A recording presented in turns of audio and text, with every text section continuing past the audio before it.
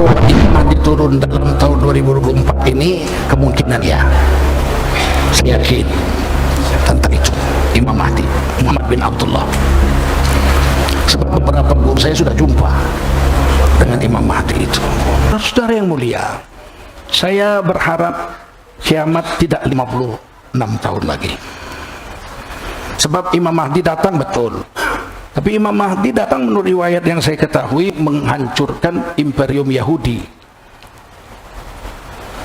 memimpin kaum muslimin memerangi Yahudi. Kemudian Islam berjaya 700 tahun. Baru nanti Nabi Isa turun. Nabi Isa bukan Imam Mahdi.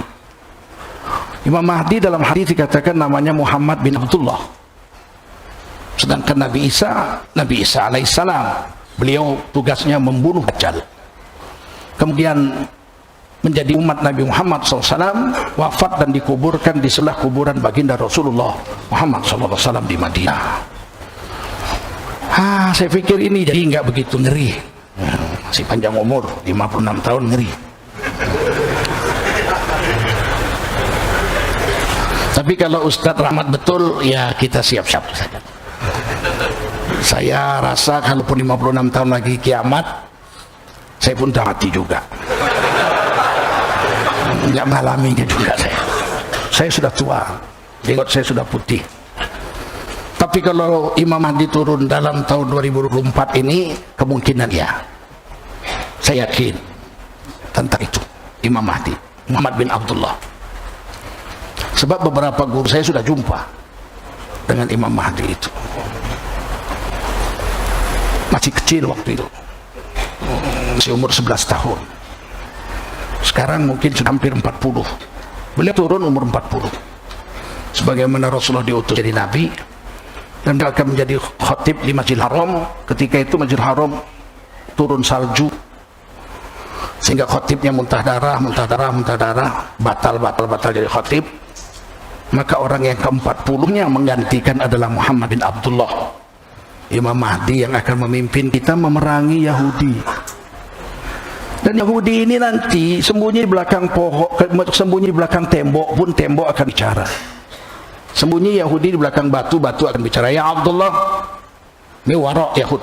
Abdullah, di belakangku ini ada Yahudi, bunuh aja. Hanya satu yang bisa yang mau menyelamatkan Yahudi, yaitu pohon horkot, pohon pinus, pohonnya orang Nasrani. Saya memikirkan kalau memang pohon horkot sembunyi di situ, wallahu alam. Tapi mungkin arti kiasannya, yang mau berjuang menyelamatkan Yahudi adalah orang-orang Nasrani, orang-orang Kristen. Cina nggak mau menolong Yahudi, mereka nolong dirinya sendiri. Oleh karena itu musuh kita nanti Yahudi, dan pasti kita berperang dengan Nasrani karena mereka membela Yahudi. Kemudian apalagi yang ingin saya sampaikan, bahwa ketika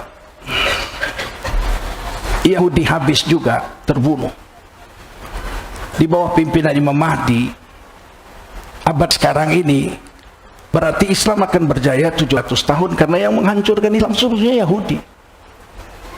Apa-apa ceritanya Yahudi semua. Nyanyi-nyanyi supaya orang Islam nggak sholat, nggak zikir, Yahudi juga.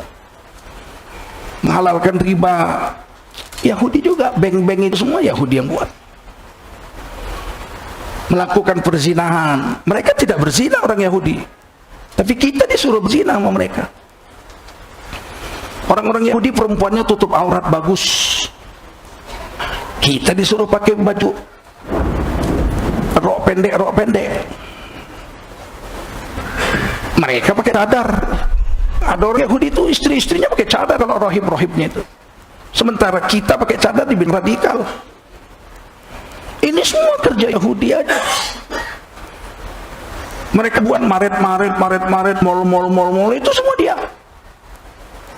Punya kerjaan, alat-alatnya ya orang-orang yang itu. Selain daripada dia, bayangkan di Jakarta dibikin di Kapuk, pusat syariah terbesar se-Asia Tenggara. Semua pekerjaannya orang-orang Cina, nggak ada satupun yang Islam. Coba itu pikirkan itu. Sudah sampai puncaknya ini. Sesuatu yang sudah sampai puncaknya akan meledak. Saya yakin pemimpinnya Imam Mahdi. Dan guru-guru saya mengatakan yang terpilih menjadi tentara Imam Mahdi 3 golongan. Mudah-mudahan Anda masuk salah satu. Yang pertama adalah orang-orang pencinta Al-Quran, para hafiz dan pembaca Al-Quran. Ini orang-orang ini akan dipilih jadi tentaranya Imam Mahdi. Yang kedua adalah orang-orang dakwah, yang siang malam mati-matian menghabiskan waktunya sampai meninggalkan istrinya segala macam, anaknya kurang makan gara-gara agama, mendakwahkan agama sampai masuk penjara segala macam. Beliau baru diperiksa, saya sudah duluan. Sebelum semua yang diperiksa, saya duluan diperiksa.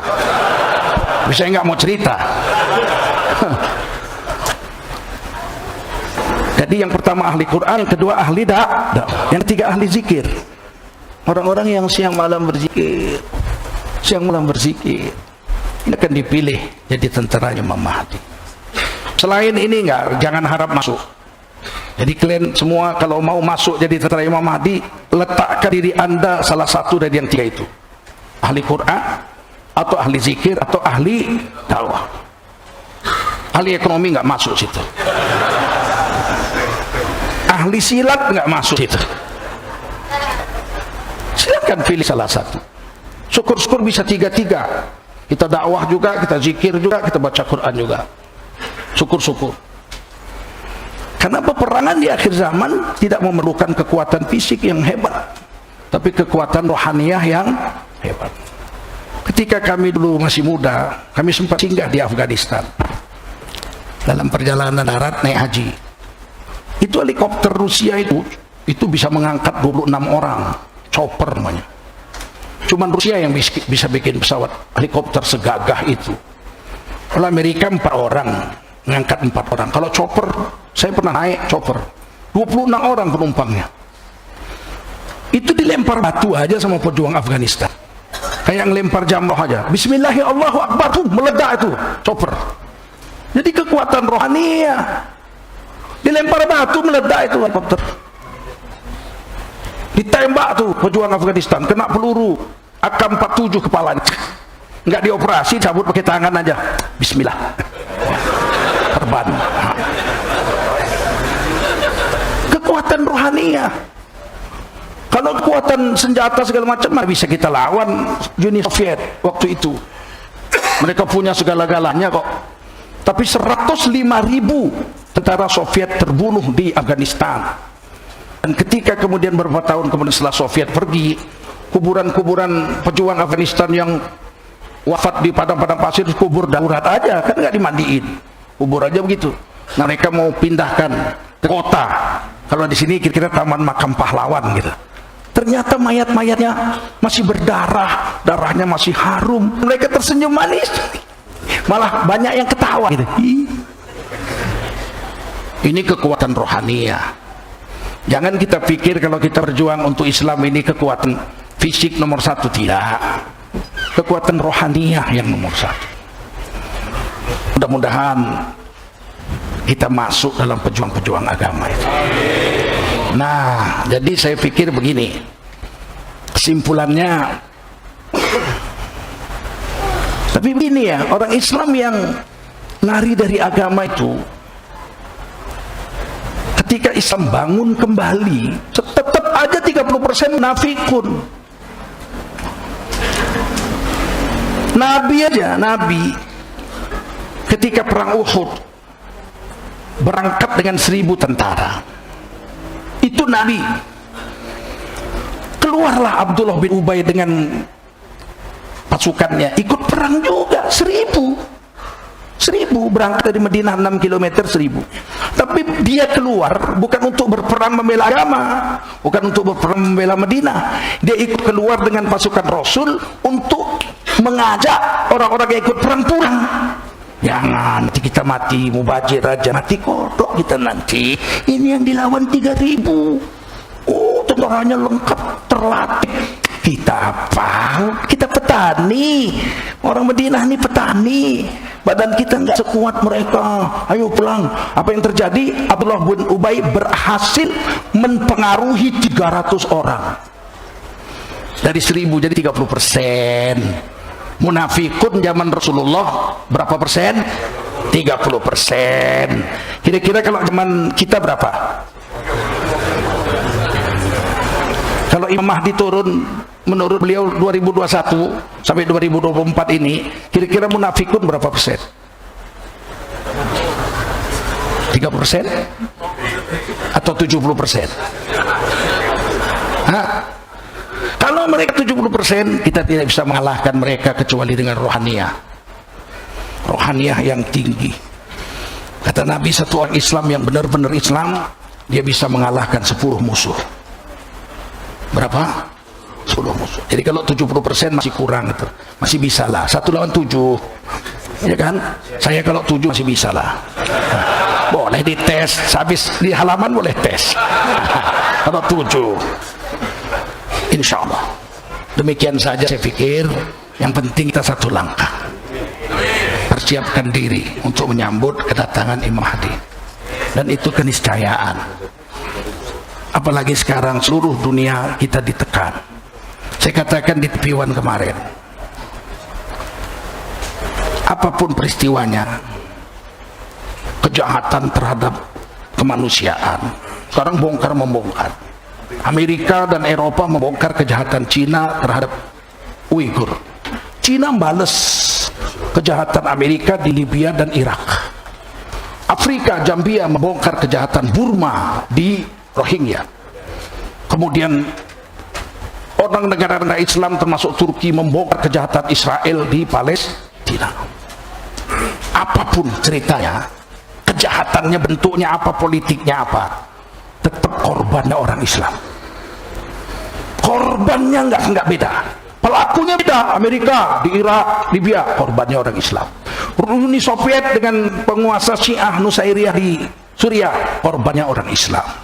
Betul? Betul. Orang Syiah memberontak di Yaman, korbannya orang Islam. Apalagi Uighur di Cina, korbannya orang Islam. Burma, korbannya orang Islam. Kashmir, korbannya orang Islam. Apapun makannya, minumnya botol. Apapun ceritanya, korbannya adalah orang Islam. Masih belum sadar juga ke orang Islam. Masih ada yang mengatakan itu di Uighur itu adalah gerakan separatis seperti Papua. Nanti ku garuk kepalamu baru kau tahu. Kalau gerakan separatis mesti ada korban dong. Betul. Kemarin tentara kita 2 syahid dibunuh oleh separatis Papua. Nggak berani bilang separatis. KB, kelompok KB, kelompok KB, ya, kelompok KB, keluarga berencana. Nah, saya tutup ceramah ini. Apapun motifnya, politik-kah, budaya-kah, ekonomi-kah, apapun motifnya, kejahatan di seluruh dunia, korbannya adalah kaum muslimin. Akankah kita berdiam diri? Akankah kita berdiam diri?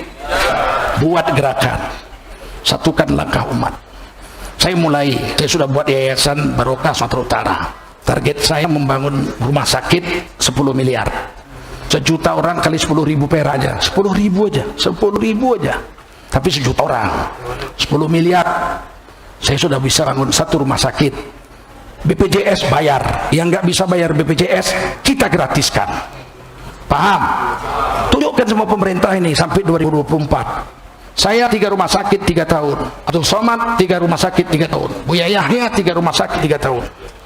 Hakim 3 rumah sakit 3 tahun. 10 kiai 3 rumah sakit selama 3 tahun. 30 provinsi sudah ada semua rumah sakit. Buktikan pada mereka kita bukan pengemis. Kalau BPJS nggak mampu menanggung, kita yang nanggung. Siap? 10.000 1 orang.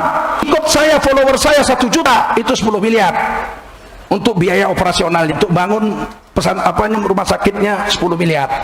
Sanggup nggak? 20.000 setahun sanggup nggak? Nah itu sekarang jadi panas-panas juga ada orang mau bikin perumahan syariah, penipu.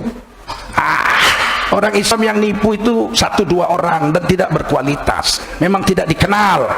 Kalau sekelas kiai kita, sekelas saya mau menipu, buat apa kami nipu? Gaji kami aja nggak habis dimakan kok. Bukan kaleng-kaleng ini. Paham? Siap? Rekening saya catat 762. Oh gitu. Ini yang hadis 1000. Kalau 1000 ke 10.000 itu 10 juta. 762. Semua HP-nya keluarin. Ini jihad pertama. 762 626 2777 2777 7-nya 3. Saya ulangi 762 626 2777. Bank Syariah Mandiri. Terkumpul Bank Syariah Mandiri. Terkumpul 1 juta orang kali 10.000, berdiri satu rumah sakit. Kita buktikan bahwa kita orang Islam dengan 10.000 mampu menggratiskan orang yang tidak di-cover oleh BPJS. Siap? Takbir, Allahu Akbar. Allahu Akbar. Allahu Akbar. Assalamualaikum warahmatullahi wabarakatuh.